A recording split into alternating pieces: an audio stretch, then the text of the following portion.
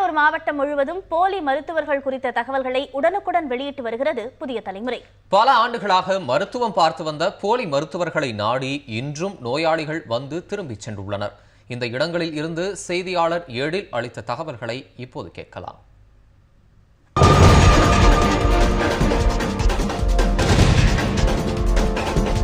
போலி மருத்துவர்களை இனம் கண்டறிஞ்சு அவர்களை கைது பண்ணக்கூடிய ஒரு நடவடிக்கை இப்போ எடுத்திருக்காங்க.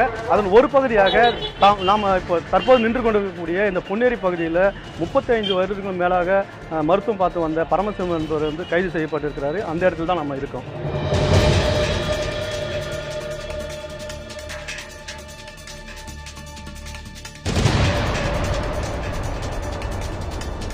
இப்போ நாம் நின்றுட்டு இருக்கிற இந்த பொன்னேரி பகுதியில் கூட 2 மருத்துவர்கள் கைது செய்யப்பட்டிருக்காங்க.